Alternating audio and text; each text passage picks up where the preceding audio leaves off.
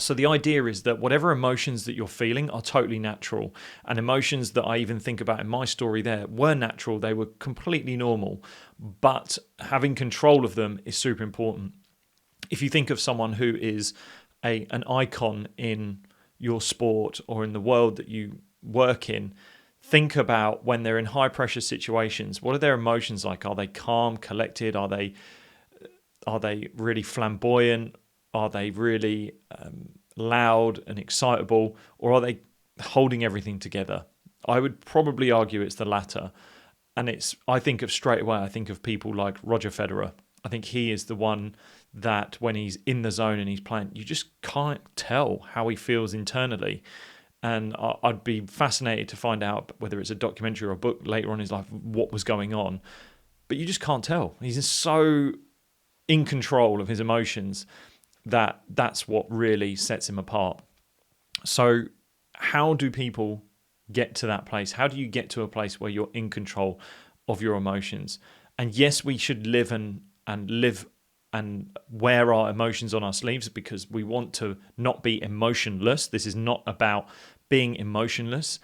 I have been criticized in the past of not having emotions, because I used to be so hardened in the way I did things, and I used to think about if I didn't have emotion and I was tough and hard and very stoic, that was the thing that was going to set me apart. But really, I was just blocking emotions out, and I wasn't actually engaging with them and understanding them.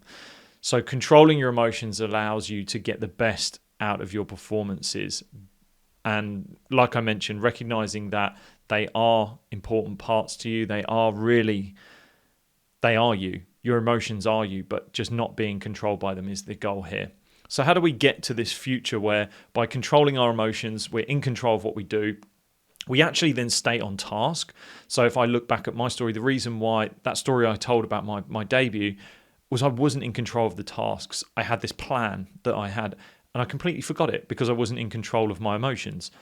Once I could have controlled those, I would have remembered the plan and I would have executed the plan or worked towards executing the plan far quicker. Whereas I was running on emotions and I was just choosing the quickest thing that came into my mind and dealing with it and not actually bringing any awareness to it.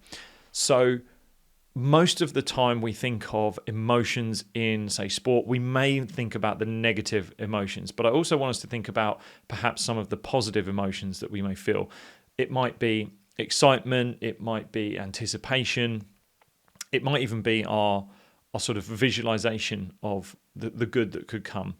So not only just thinking about the negative emotions, we can also run away with those positives, and we can become overexcited, we become over-aroused in the thing that we're going into.